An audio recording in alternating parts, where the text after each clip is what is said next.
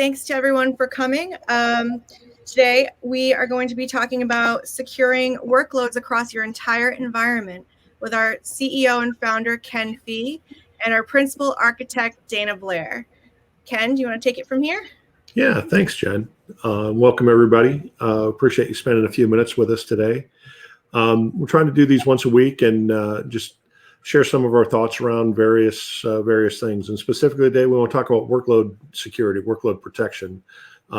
Cisco Secure Workload, or CSW, as you hear us refer to it. Some people you may remember it as tetration. It's still that still gets thrown around quite a bit.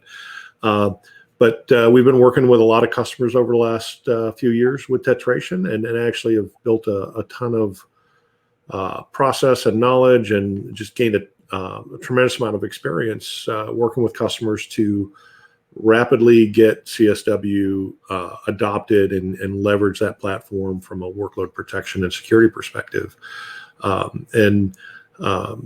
So Dana, I was just wondering if you'd share a little bit about, what are the core things that we're seeing with customers and CSW deployments? Yeah, thanks, Ken. We're seeing a lot of push for segmentation, zero trust policy enforcement, and that's a sweet spot for CSW. It has a really great capability of actually building policy from actual traffic flows. So you enable the agents, deploy the agents in the platform, wait a few weeks. You have all the flows from these various sources, and then tetration builds your policy, your segmentation policy from that. And then you can enforce that and lock that down and remove traffic you need. The thing about it is it easily, through the GUI and the way you operate with CSW, can segment, at the internet level, the user level, the zone level. You can segment applications and all the way down to the micro-segmentation level. And that's the key. We want to lock all that traffic down that's not needed, and then only allow the things that are needed. So we're creating whitelist policies here? Absolutely. The default policy that we create by default is a whitelist. So we have a few rules that allow things that are needed, and anything else gets dropped. So it's very simple to review.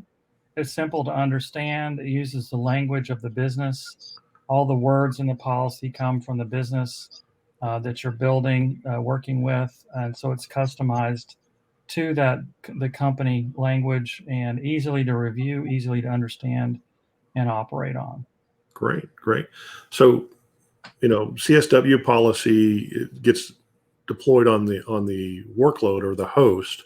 Can we reuse that? Absolutely. The policy that you build, covers all 5 of those areas I just mentioned. However, and we can enforce all that on the actual server.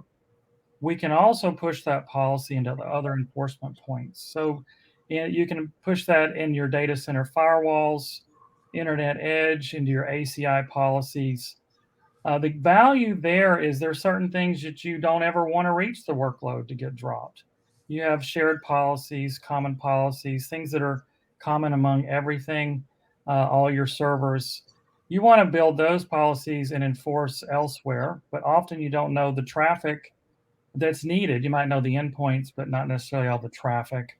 Tetration is going to give you visibility to all the traffic, build those policies in a way that they can be exported or migrated to other enforcement points in the network. Well, that's great. Now, you keep saying all the traffic. Are we not using flow sampling here? Or how does tetration guarantee me all the traffic? So the tetration has several ways of gathering flow data. The primary method comes from the agents that are deployed on the servers. And the value with that is it sees every packet coming and going to that server. Every packet is accounted for, every flow, no sampling, which is really critical for security applications. When you have security, when you're trying to build security policy, segmentation policy, or zero trust, you need to account for every packet, because you could have malactors or malware that might reach out just occasionally with very low volume while they're trying to identify what needs to be done or put on hold, waiting to act. And tetration accounts for every packet, even a simple UDP packet, the typical UDP query to a decommissioned DNS server. You'll see that packet and be able to identify, oh, that's not needed or that's needed, and lock that traffic down. So that's really cool. And what does that do from our ability to verify and give us visibility to these flows?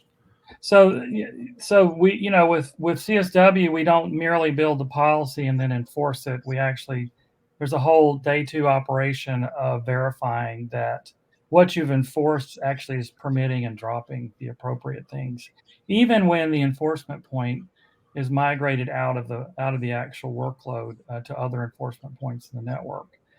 Tetration is constantly monitoring traffic that should have been dropped or should have been permitted. It can identify things that may have leaked through. Maybe your policy wasn't built quite as you expected. And all that is accounted for. You can alert on and off box for off platform for that. The value there is that I can actually verify the other enforcement points in my network. If I have a perimeter firewall and I have an internal server and I know that an internet packet should never reach that server, I'm going to be able to trigger on that at the server if anything comes from the internet. Or if you have two applications that are talking, should never really talk. A prod, and just take a typical example, prod and non-prod shouldn't talk to each other. Well, even if you send a packet and gets rejected, as it should, it will still get accounted for and alerted, and then you can go back and identify the sources and indicate, why is this traffic even being generated in the first place? So there's a whole verification step capability beyond just the enforcement phase of locking things down. That's great. You'd mentioned a pretty common use case that you see around jump hosts. Can you talk a little bit about what we can do to make those more secure?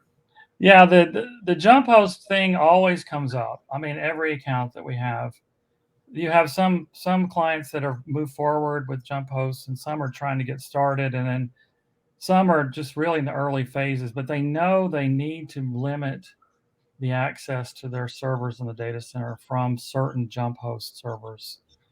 And they're trying to get that policy in place. Some are a little further along, and we can put that policy in place on their jump host servers and then verify that they're actually using it. The users either remotely or in the campus or via VPN, they're not working around it in some way or other.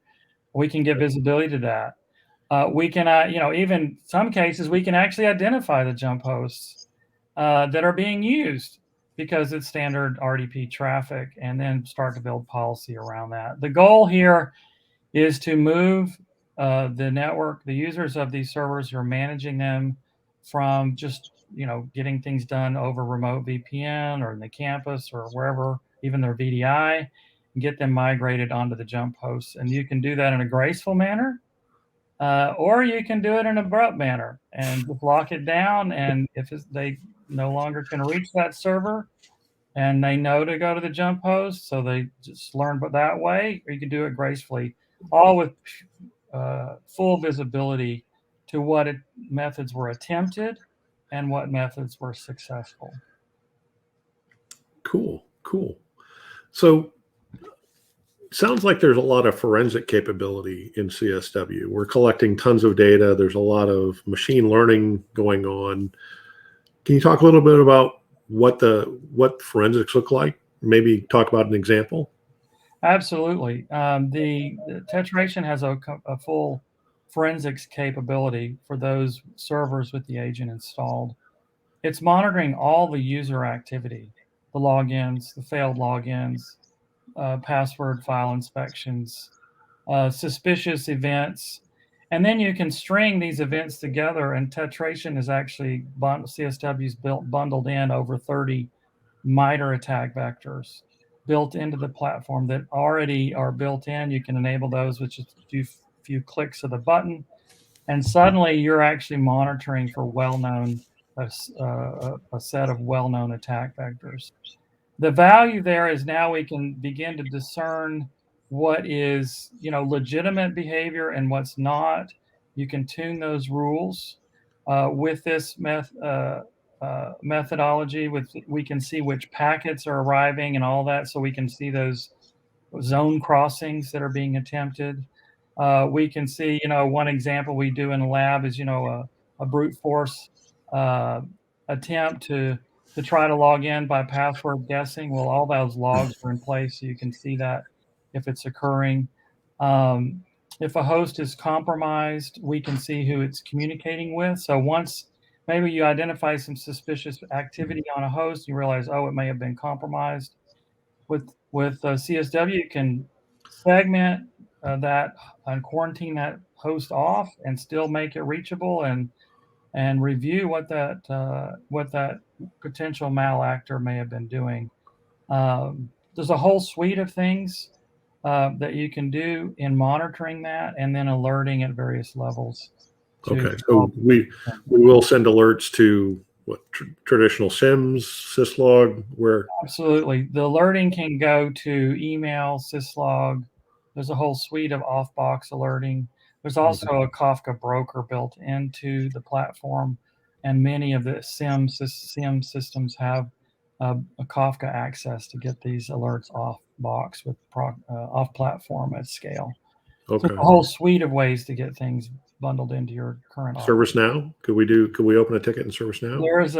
There's a ServiceNow integration for integrating the CMDB database from ServiceNow, so you can correlate the CMDB database in ServiceNow with the actual workloads that Tetration is discovering, either via agents or flows. With some integration that we can do on the back end of BTA, you could automate even ticket opening in ServiceNow through some of these events that are generated. Once you identify an event that should never occur, maybe you have some history with that event, you could build some automation and some integration around the back end of that, even to open a ticket on that. That's really cool. Well, Dana, thanks for making the time today to chat about this. Jen, are there any questions in the stream? We don't have any questions at this time, no. Okay, great. Well, that's all I have. That's all we have for today, guys. We really appreciate you taking the time to join the stream live or to watch the stream back. If you'd like to talk to us about CSW or any other kind of infrastructure, security, or deployment architecture projects, you can reach out to us to sales@gobta.com, or just go to gobta.com and click contact us, and we'll definitely be in touch. But thank you again, everybody, for your time, and we'll see you soon. See you soon. Bye-bye.